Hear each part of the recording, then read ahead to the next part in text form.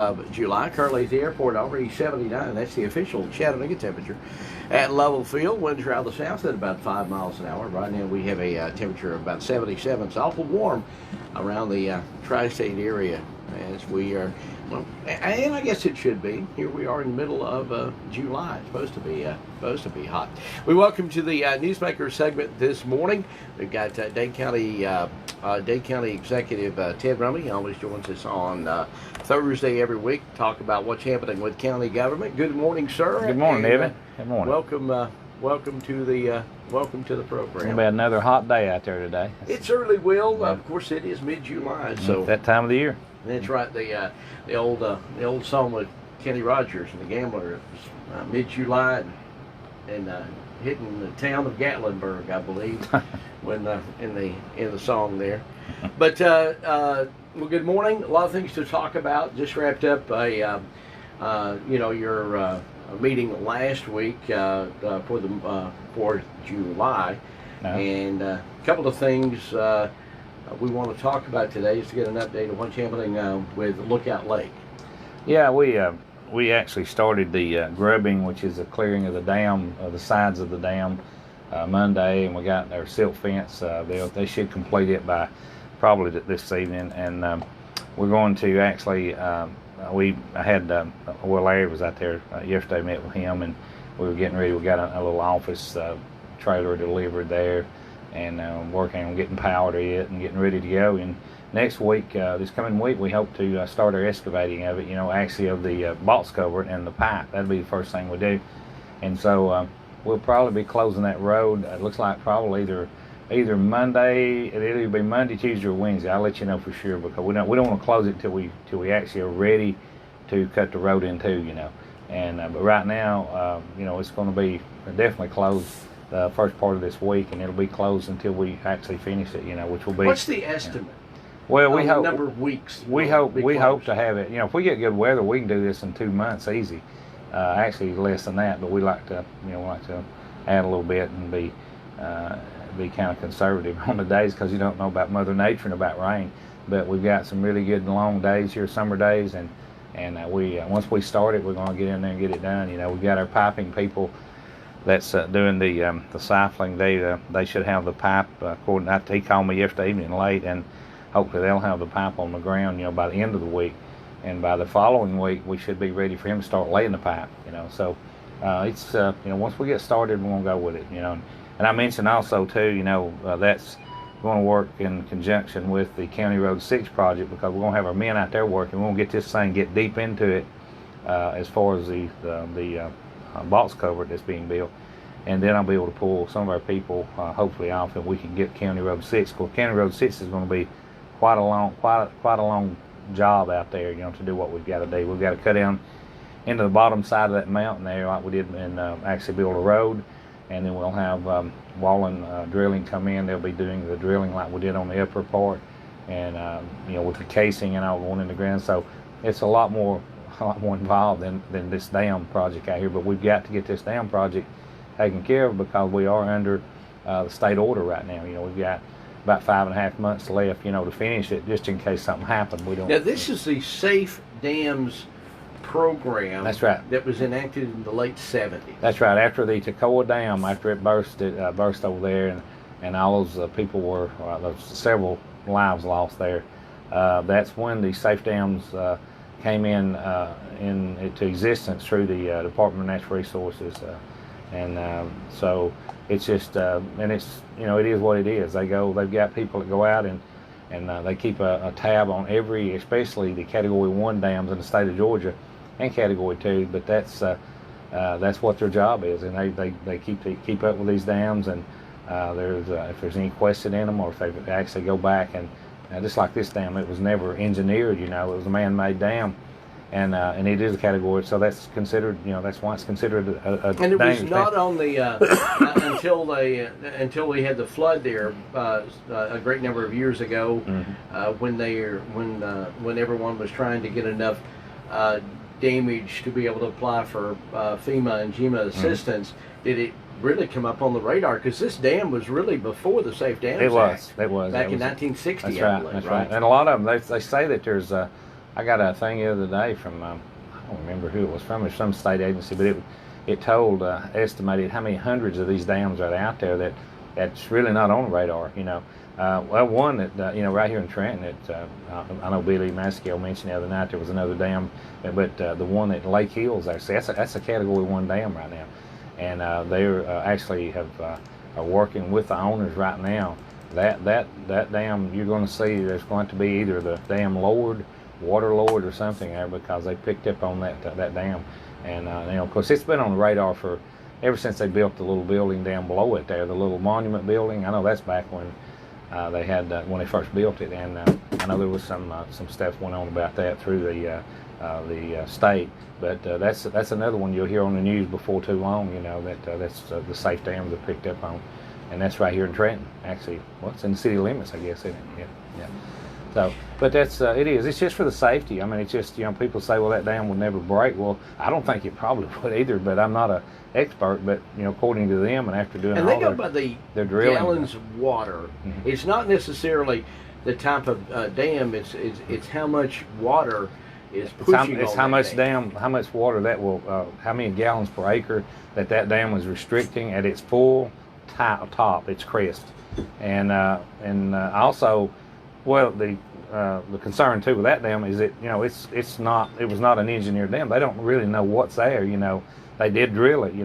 But what they're saying is if that dam burst, if it was completely capacity overflowing right now like it is, if it were to burst and turn loose, then you've got a wave. I think it was an 8 to 10 minute wave or something like that of water that would protrude through that canyon all the way down through Cloudland Canyon. That stream does go through canyon all the way into the Cloudland Estates area over here, all the way to Lookout Creek. So they've done the research all the way through there. I mean, it's taken forever, but they know exactly how many houses or how many driveways, how many bridges, and all the way through the walk bridges down in the canyon and all that. And they know exactly the force. They've got ways of doing that now. And so that's why it's important to get this thing back down to a Category 2, and it relieves the liability from the county and Larry Moore. Larry knows that. I mean, it's a big liability, right now, in case something did happen. So now, of course, you've made reference to the Lake Hills Dam. That's solely on private property. It is. So it will not have anything to do with the city. Oh no! It's nothing. It's they're dealing directly with the county. With the property owners. Yeah, that own it. Yeah. Okay. The only thing that brings this into it. Is we do own the road and own the dam because that is our structure. And then we're talking about Lookout Lake. Lookout Lake, yeah. That's private. And the actual road is owned by the county. That's right, owned by the county up on Lookout Lake. Accepted, I think, by the former Commissioner Dan Hall. That's true. As a county road. Now, it will affect the folks that live out in that area. That road's going to be closed for a couple of months. It will. Hopefully not that long. Hopefully we can get in there and get it done without it. But I don't want to get people's hopes up. But yeah, especially the people that live just across there, the vans and all that live right there, they're going to have to go around. But it's not that bad. They're bad to drive. At least they've got a way around there. But we're going to get in there and get it done. Like I said, once we start it, we're going to rock and roll with it. And you're going to move on to County Road 6. That's right. And that's White Oak Gap. For White Oak Gap. Yep. That don't know either name. Up the second horseshoe curve going up Sand Mountain, the road veers off to your right, and there has been. We've seen, Commissioner. We've really seen a lot of roads in this area. There's one Niggerjack that goes over into Walker County. They've had a similar situation. Highway 41 that's in Marion County up through Lookout Valley's got the same situation. We've seen a lot of Jackson County, the road that goes over to Hogjaw Valley. They've closed it. That's right. I mean, so we're dealing with a great number of roads. Is this something that is new in the last 10 years? Or? Well, I think a lot of these roads you mentioned, most all of them they've got some age on them, and when you back years ago, when you were cutting a road into a mountain, it's real, the way to do it, you would go into the mountain and you would put your excess dirt over to the side, and you'd fill, well, a lot of these roads here, they were built some of them back in the 40s and 50s, and it's just time from, the correct way to do that is the way we're going to do the mountain up here.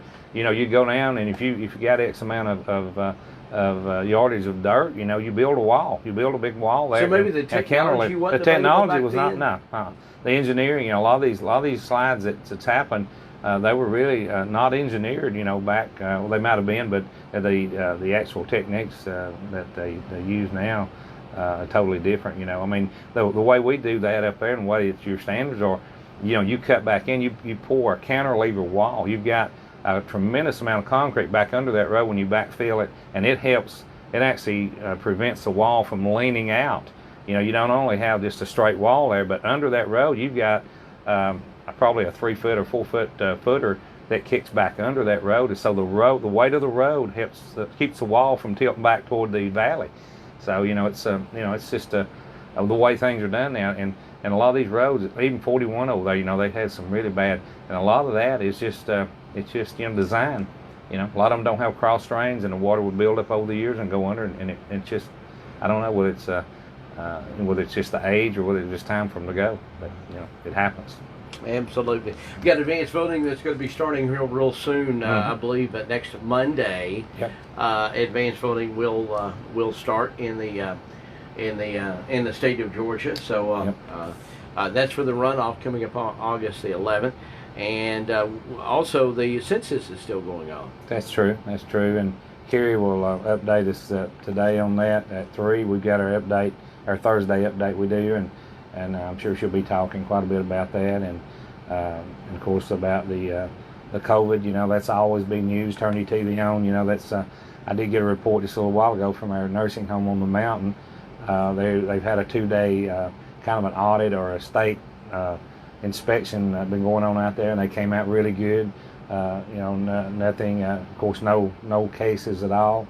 And from what I understand, they made like an A+ on that. They're just really good. So Trina, I mean, of course, I've known her for years, but she's doing an excellent job out there. Oh yeah, that's it. The nursing homes, I mean, you can do everything and still have someone come down, but out of all of the regional problems that we've had out of the nursing homes, we've been very fortunate. That's in for Dade sure. County. That's true, and we're still showing on the state roster of actually having 5 cases there at that, but they won't pull the numbers off. I don't understand, because Even that was totally false. It was nothing to that. Really whatsoever. false positives. Cause, that's right. And then all of them got tested twice, and they were both negative both times. Yeah. So, and it makes you wonder, how many throughout the whole United States that are false positive, or even in Georgia. I mean, you got to look at that, because it really was a scary thing when it happened.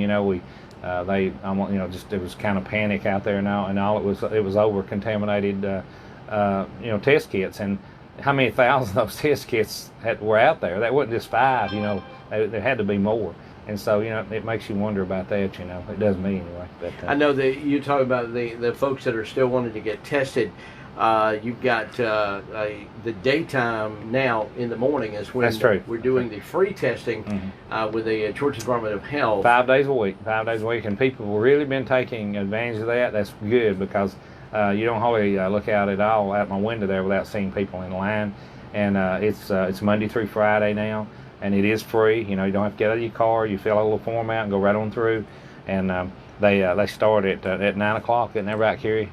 I mean, at 9. 8:30 to 12. Okay, 8:30 to 12:30. Okay, yeah. Every day, 5 days a week. Yeah. Yep. All right. That is thing. Of course, Governor Kemp extending the state of emergency yesterday and issuing those executive order extensions, or groups of 50 or more must have the 6-foot distancing requirements. Of course, and Governor Kemp kind of doubling down yesterday afternoon. It's been in his order all along that no city or county could add to or take away from the governor's order. I think that it made a lot of sense, because you could have had a hodgepodge of, well, I'm going in this city. The city could have had something different from a county. You got counties that got 5 or 6 cities. So they could have been all kinds of different variations. So when he came out with his executive order at the beginning, he just basically said, this is what it's going to be in the state of Georgia. That's it. That's right. And it makes sense. So no matter where you go in the state, now I will say that I even took time with the Surgeon General of the United States to fly all over the state of Georgia last week, and really put an emphasis on wearing masks in public. He is a proponent of doing that. He has also been a proponent of not mandating anybody to have to do it. Yeah. You know, and that's what he came out yesterday, because some of the larger cities had went above his order and put mask requirements, and he kind of doubled down on that and said, no, I want to keep everything the same for everybody in Georgia. So, you know, that we were talking about that. And, you know, and you can allude to this just a little bit. We also talked about Walmart is a private business. So if they want to restrict someone from coming into their business, we've all grew up shirts and shoes required. You know, we've seen that on all the businesses' doors. A private business can do that regardless of what the government said. That's true. That's true. And which they have. You know, all Walmarts now, it was just a few, but now all of them, from what I understand, as of yesterday or day before, you've got to have masks. Yeah, they go. That goes into effect with Walmart next Monday. Okay. They've given. Well, Chattanooga's already.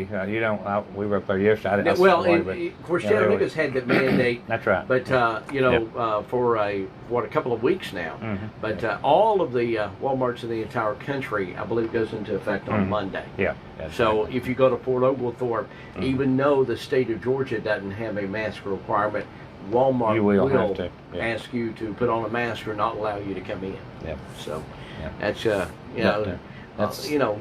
We're living in different times, different ages. You know, one good thing, I guess, if you can think about it, we're really going back to school when it comes to civic lessons of what you can do and what the different branches of government have the authority to do and that type of thing. So at least we're having to go back and think a little bit about what our civics class told us when we were. But I do want to mention. I know we don't have much time. But I do want to mention that 3.5 minutes. Okay, we do have our meeting July the 30th. We will accept our millage rate as we do every year. It'll be like at 6:30 right now. We're at tentatively, and then the school board, from what I understand, will have theirs at 6. And then it's the same procedure as I've mentioned before. There's no tax increase this year, thank goodness. We've got some really good constitutional officers, elected officials there that and department heads that work and try to keep your taxes down in this county. So no tax increase. We're going to keep and you're not going to accept the growth. No, not this year. Next year will probably be and I believe the growth was, if I remember correctly, about 170,000. Something like that. It was somewhere around that. Yeah. So you could have accepted. So technically, you won't notice that probably, but there will be a slight decrease. That's true. Slight, because just that $170,000 will be distributed out to 4,000. It'll be, that's right. And it'll be hardly that you won't even know the difference. You never know. But at least we're going, it's going the right way. I mean, it's just, we just didn't feel that anything at all right now with people, with things, the hardships people are going through with this COVID and times we're living in, it's just not. So anyway, that's really good news. And if you see some of your people out there that, that do work for the county, the sheriff or, Superior Court clerk, whatever, all the, just try to thank them, I mean, it's that's what it takes for us to do our job is to be conservative, be tight with your money, and that's what we do, and so if you ever have any questions about things, I think, I know I answer my phone, I think all of them do, but, just call us, come by and talk to us about it. Another thing, too, I just want to touch real quick, I've been getting a lot of calls in the last week or so. These people, they call them rumors or whatever going around about different things going on, different businesses coming in. Well, we hope to have an announcement before too long. Alex Case, the mayor, myself, we've been working with a group since before the first year, well, actually January, and but it's very, we had to do a, what do you call that, a clause where you don't, non-disclosure clause. So you can't talk about it. But it's some really good news. Yesterday I got even better news. I think it's it's really. Well, hopefully in the next couple of weeks you can. Yeah, we can tell, but they just don't want it. But it's great. It's going to be great for Dade County, great for Trenton and Alex and I. As soon as where we can, legally, we will for sure come on Evan here, and we'll let everybody know what's going on, because it's already out. I mean, there's been a lot of work going on the property, and some different surveys and drillings and all that stuff. But we just we feel good that right now there's just some little environmental stuff going on that I'm working with. Not really big, but trying to help with that, and just some things, some just little small things. So that's good, and we'll keep everybody up to date all we can. But when you do that disclosure, that's it. You can't talk about it. So just appreciate everyone understanding, and hope they don't. Well, I had some people get mad about it. Well, it's like we're trying to keep a secret. We only got about 45 seconds here. Really can't get into that. If you want, as a citizen, this county to grow, you got to understand that's what the businesses, industry require, is complete silence while they go through the process. They do not want any kind of public notice of what's happening. So. No, they even got really irritated with some of the press that was back right after the first year, and it was all political stuff about and you just don't talk about it. You just don't give talk me your about number right fast. We've got about 30 seconds, and I've got to get to the news. 667-8999, area code 423. That's my cell, or 657-4625. Just call anytime, and we'll be there and try to if I don't know the answer, I'll sure get you one. All right, Dade County Executive Ted Rumley in the Newsmaker segment here on KWN Today. We thank him very much for being here each and every Thursday morning, bringing us up to what's happening around the community. Coming up at the top of the hour, we've got Fox News up.